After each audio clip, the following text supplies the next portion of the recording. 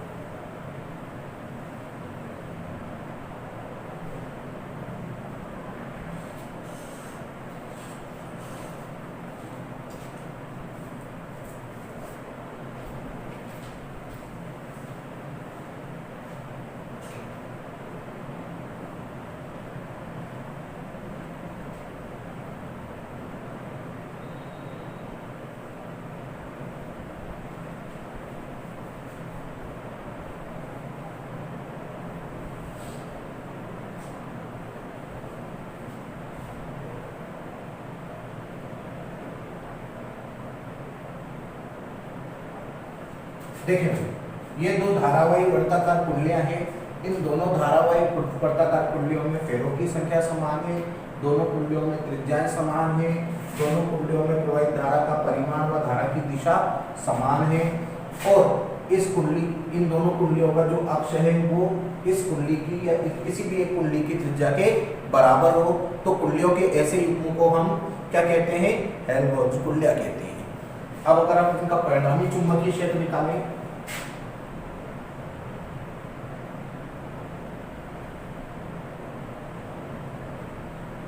परिणामी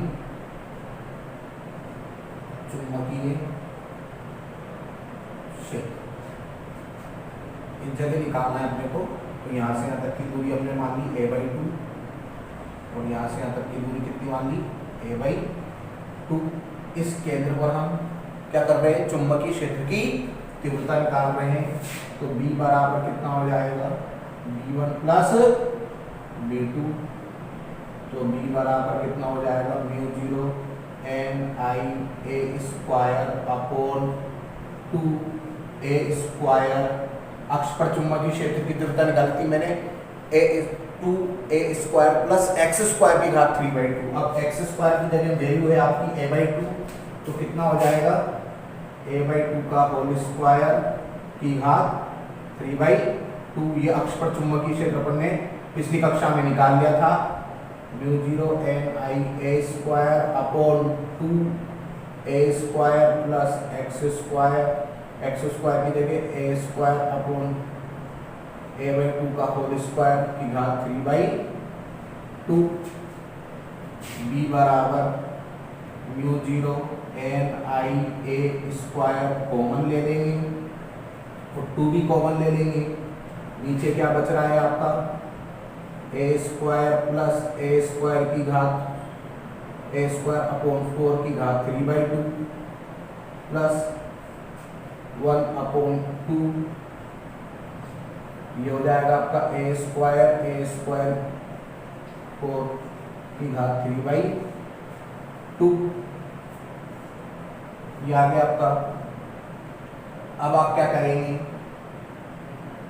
इन दोनों का एलसीएम ले लें तो ये हो जाएगा आपका b बराबर म्यू जीरो एन आई ए स्क्वायर अपॉन 2, ये हो जाएगा आपका 1/, ये हो जाएगा आपका 5 ए स्क्वायर अपॉन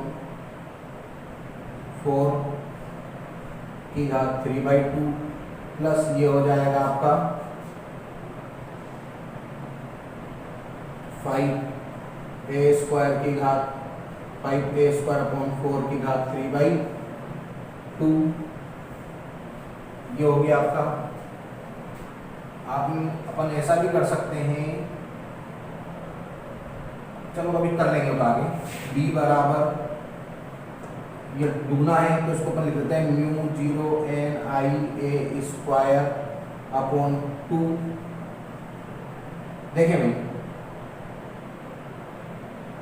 ये देखिए, ये होगा आपका, अगर इसमें से अगर इन दोनों में से, पहले तो मैं इसको ऐसा कर देता हूँ 1/, मैंने इन दोनों को जोड़ा तो दुगना कर दिया, कितना हो जाएगा 5 ए स्क्वायर अपॉन 4 की घात 3/2, ठीक है भाई। अगर इसका अपन क्यूब ले 3/2 लेके ए स्क्वायर का 3/2 ले तो 2 से 2 कट जाएगा, नीचे बचेगा 2 म्यू जीरो एन आई ए स्क्वायर अपॉन 2 ए क्यूब, ये 2 से 2 काट दो आप, क्या बचेगा 1/5/4 की घात 3/2। ये ए क्यूब को मैंने बाहर ले लिया, 2 से 2 कट जाएगा, ए क्यूब बचेगा, ये कट गया, ये कट जाएगा। b बराबर क्या निकल गया म्यू जीरो एन आई अपॉन ए, इसको ऊपर ले जाएं तो ये हो जाएगा 4 की घात 3/2 और ये हो जाएगा 5 की घात 3/2, ठीक है भाई।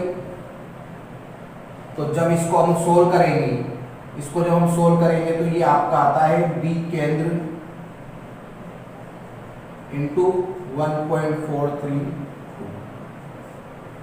तो ये क्या है, ये आपका परिणामी चुंबकीय क्षेत्र प्राप्त हो जाएगा आपको इस प्रकार से। तो ये हेल्महोल्ट्ज कुंडलियों का परिणामी चुंबकीय क्षेत्र है।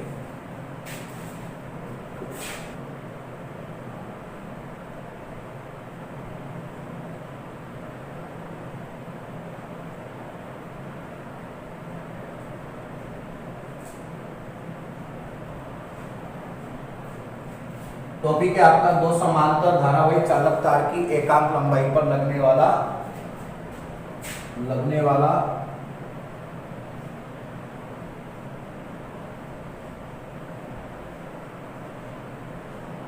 चुंबकीय बल। दो समांतर धारावाही चालक तारों की एकांक लंबाई पर लगने वाला चुंबकीय बल, यह आपका टॉपिक है। देखिए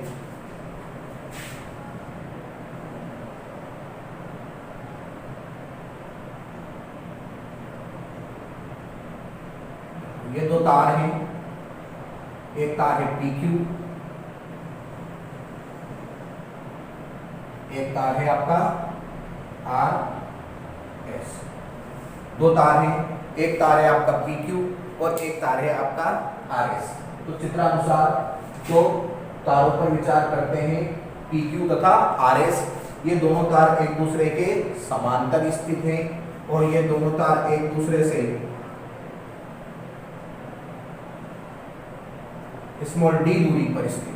कितनी दूरी पर स्थित है? स्मॉल d दूरी पर स्थित है। ये दोनों तार एक दूसरे से स्मॉल d दूरी पर स्थित हैं। इस चालक तार में इस चालक तार में I1 धारा प्रवाहित हो रही है और इस चालक तार में I2 धारा प्रवाहित हो रही है। तो चित्रानुसार दो धारावाही चालक तार PQ तथा RS पर दो समांतर धारावाही चालक तार PQ तथा RS पर विचार करते हैं जो एक दूसरे से स्मॉल d दूरी पर स्थित है। धारावाही चालक तार PQ में I1 धारा प्रवाहित हो रही है, चालक तार RS में I2 धारा प्रवाहित हो रही है। अगर हम इस धारावाही चालक तार PQ के कारण जिसमें I1 धारा प्रवाहित हो रही है, इस धारावाही चालक तार में अगर I1 धारा प्रवाहित हो रही है तो इस चालक तार के कारण चुंबकीय क्षेत्र उत्पन्न होगा। तो हम क्या कर रहे हैं, इस चालक तार PQ के कारण d दूरी पर चुंबकीय क्षेत्र निकालते हैं। तो चालक तार PQ के कारण स्मॉल d दूरी पर उत्पन्न चुंबकीय क्षेत्र की तीव्रता B1 बराबर कितनी हो जाएगी, μ0 I1 अपॉन 2 पाई d। समीकरण नंबर 1। अब देखो, इस चालक तार के कारण इस d दूरी पर चुंबकीय क्षेत्र निकाला, ये क्रॉस लगा दिया। क्रॉस ये बताता है कि चुंबकीय क्षेत्र की दिशा जो है वो कागज के तल के लंबवत बाहर की ओर है। चुंबकीय क्षेत्र की दिशा कागज के तल के लंबवत अंदर की ओर है।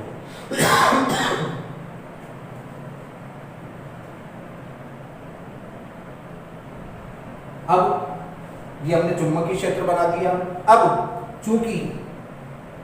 चूंकि इस चुंबकीय क्षेत्र में ये चालक तार RS स्थित है, तो मैंने जब आपको बताया था जब कोई चालक तार हो, उस चालक तार को चुंबकीय क्षेत्र में रखकर उस चालक तार में धारा प्रवाहित करे तो उस चालक तार पर क्या लगता है, चुंबकीय बल लगता है।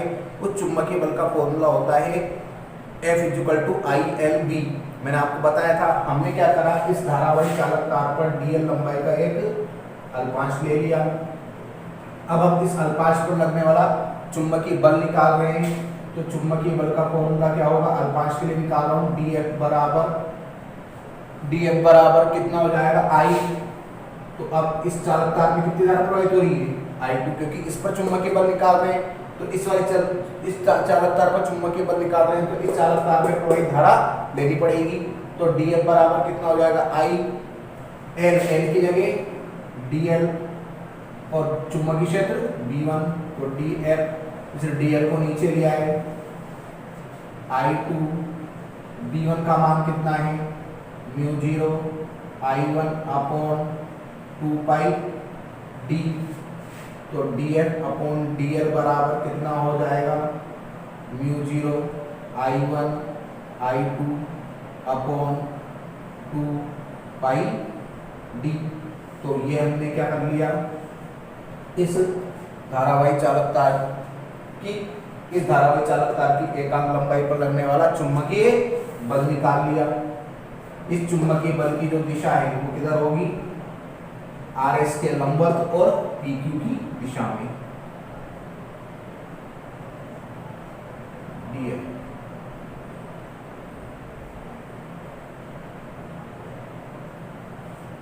अब देखें, अब हमने क्या किया, अब चूंकि इस चालक तार I2 में, इस चालक तार RS में I2 धारा प्रवाहित हो रही है।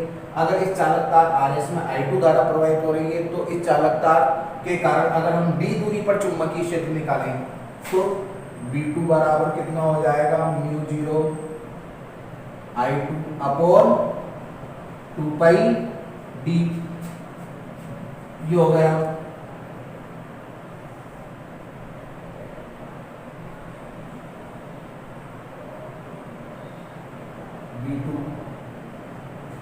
ठीक है भाई। अब हमने क्या करा, चूंकि इस चालक तार के कारण यहाँ चुंबकीय क्षेत्र निकाल लिया, तो ये चालक तार PQ चुंबकीय क्षेत्र B2 में स्थित है। तो इस धारावाही चालक तार पर क्या लगेगा, चुंबकीय बल लगेगा। चुंबकीय बल का मान ज्ञात करने के लिए मैंने इस पर dl लंबाई का अल्पांश ले लिया। अब dl लंबाई का अल्पांश ले लिया तो इस धारावाही चालक तार पर लगने वाला चुंबकीय बल, dl लंबाई पर लगने वाला चुंबकीय बल कितना हो जाएगा, dF बराबर कितना हो जाएगा, कितनी धारा प्रवाहित हो रही है इसमें, I1 अल्पांश को निकाल रहे हैं dl B2, तो df अपॉन dl बराबर I1, V2 का मान रखेंगे म्यू 0 I2 अपॉन 2 पाई d, तो df अपॉन dl बराबर कितना हो जाएगा म्यू 0 I1 I2 अपॉन 2 पाई d। ठीक है भाई, कितना हो गया म्यू 0 I1 I2 अपॉन 2 पाई d। तो ये धारावाही चालक तार पर बल निकाला अपन ने। इस बल की दिशा जो होगी वो PQ के नंबर RS की ओर होगी। तो अब हमने देख लिया कि जब दो समांतर धारावाही चालक तार एक दूसरे से स्मॉल d दूरी पर स्थित हो तो दोनों धारावाही चालक तारों पर लगने वाले चुंबकीय बल का मान, एकांक लंबाई पर लगने वाले चुंबकीय बल का मान कितना होता है म्यू 0 I1 I2 अपॉन 2 पाई d होता है। ध्यान रखें, अगर दोनों चालक तारों में समान परिमाण की धारा समान दिशा में प्रवाहित हो, यदि दोनों समांतर धारावाही चालक तारों में समान परिमाण की धारा समान दिशा में प्रवाहित हो तो दोनों चालक तारों में आकर्षण बल कार्य करता है। और यदि दोनों समांतर धारावाही चालक तारों में धारावाही चालक तारों में समान परिमाण की धारा विपरीत दिशा में प्रवाहित हो तो दोनों तारों के मध्य प्रतिकर्षण बल कार्य करता है।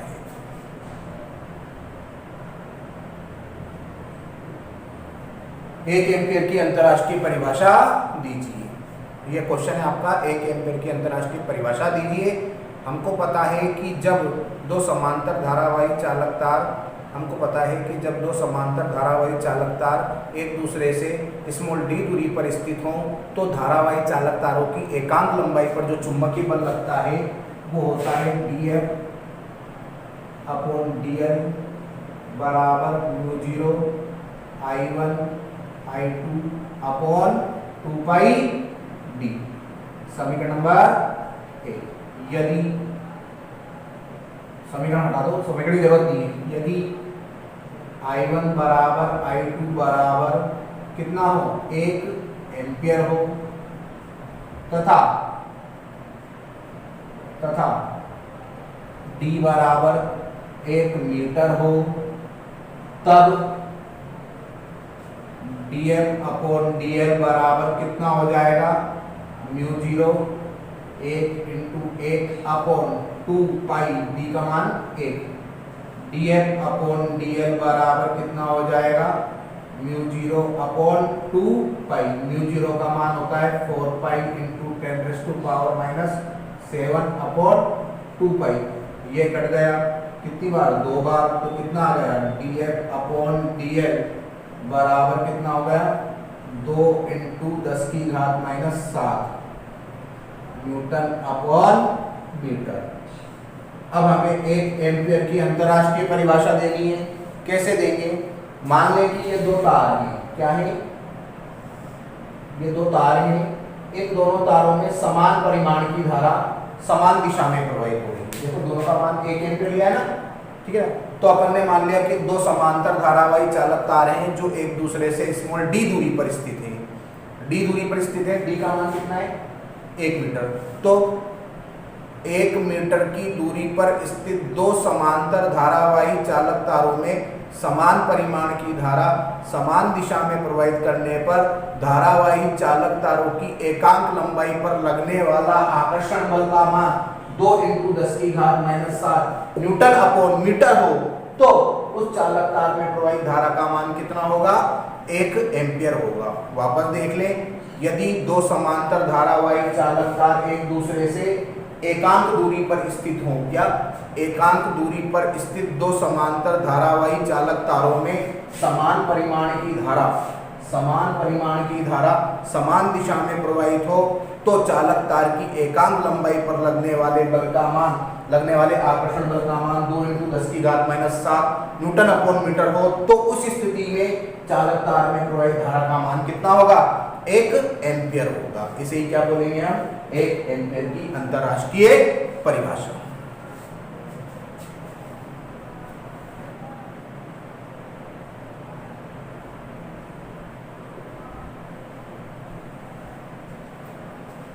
अगला टॉपिक है आपका चुंबकीय क्षेत्र का रेखा समाकल, चुंबकीय क्षेत्र का रेखा समाकल। चुंबकीय क्षेत्र का रेखा समाकल क्या होता है इसको देखिए।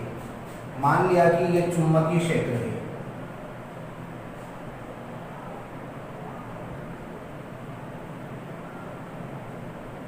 मान लिया कि ये आपका चुंबकीय क्षेत्र है बी वेक्टर।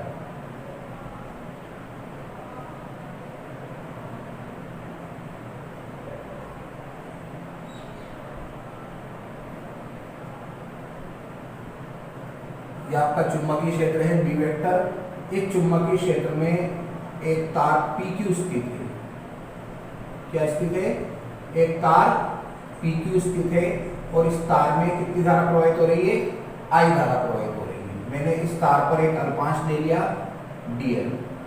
ठीक है भाई। तो चित्रानुसार चुंबकीय क्षेत्र बी वेक्टर में एक धारावाही चालक तार PQ स्थित है जिसमें I धारा प्रवाहित हो रही है। हम इस धारावाही चालक तार पर dl लंबाई का एक अल्पांश लेते हैं। तब चुंबकीय क्षेत्र की तीव्रता कितनी है? B vector. चुंबकीय क्षेत्र की तीव्रता बी वेक्टर और धारावाही अल्पांश dl वेक्टर का अदिश गुणनफल। चुंबकीय क्षेत्र की तीव्रता बी वेक्टर और धारावाही अल्पांश dl वेक्टर का जो अदिश गुणनफल का जो समाकलन होता है उसे हम पथ PQ का रेखा समाकल कहते हैं। क्या कहते हैं? चुंबकीय क्षेत्र की तीव्रता बी वेक्टर, चुंबकीय क्षेत्र की तीव्रता बी वेक्टर और धारावाही अल्पांश dl वेक्टर का अदिश गुणनफल का जो समाकलन है उसे हम पथ PQ का क्या कहेंगे? रेखा समाकलन कहेंगे। यदि पथ बंद है तो बंद पथ का रेखा समाकलन परिसंचरण कहलाता है। परिसंचरण कहलाता है। बंद पथ का रेखा समाकलन क्या कहलाएगा? परिसंचरण कहलाएगा। अगर बंद पथ का रेखा समाकलन चुंबकन क्षेत्र में है तो उसे हम फिर चुंबकत्व वाहक बल कहते हैं। चुंबकन क्षेत्र को हम किससे व्यक्त करते हैं? H से व्यक्त करते हैं। चुंबकन क्षेत्र H बराबर कितना हो जाएगा? चुंबकत्व वाहक बल। तो चुंबकन क्षेत्र की उपस्थिति में बंद पथ का रेखा समाकल क्या कहलाता है? चुंबकत्व वाहक बल कहलाता है। चुंबकन क्षेत्र होता क्या है? वह बाह्य चुंबकीय क्षेत्र जिसमें किसी चुंबकीय पदार्थ को हम चुंबकित करने के लिए रखते हैं, ऐसे चुंबकीय क्षेत्र को हम क्या कहते हैं? चुंबकन क्षेत्र कहते हैं। अब देखिए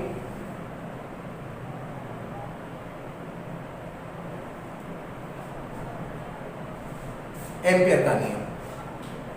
एम्पियर क्या कहता है कि चुंबकीय क्षेत्र में कोई पथ है और उस पथ का रेखा समाकलन जो होता है, चुंबकीय क्षेत्र में किसी बंद पथ का रेखा समाकल, चुंबकीय क्षेत्र में किसी बंद पथ का रेखा समाकलन क्या होता है? B dot dl। तो चुंबकीय क्षेत्र में किसी बंद पथ का रेखा समाकल उस बंद पथ द्वारा, जैसे कोई बंद पथ है, उस बंद पथ के अंदर प्रवाहित धारा कितनी है? सिग्मा I है। तो एम्पियर क्या बोलता है? एम्पियर का नियम कि चुंबकीय क्षेत्र में किसी बंद पथ का रेखा समाकल मतलब B डॉट dl उस बंद पथ के अंदर उपस्थित कुल धारा सिग्मा I और म्यू जीरो के गुणनफल के बराबर होता है। चुंबकीय क्षेत्र में किसी बंद पथ का रेखा समाकल, चुंबकीय क्षेत्र में किसी बंद पथ का रेखा समाकल उस बंद पथ द्वारा परिबद्ध क्षेत्रफल को पार करने वाली कुल धारा सिग्मा I एवं म्यू जीरो के गुणनफल के बराबर होता है। चूंकि B बराबर होता है म्यू जीरो H, यहाँ रख देंगे, म्यू जीरो को तो बाहर ले लेंगे, mu zero H dot dl बराबर क्या हो जाएगा, म्यू जीरो सिग्मा आई। ये म्यू जीरो से म्यू जीरो कट जाएगा, क्या बचेगा, एच डॉट dl बराबर सिग्मा आई।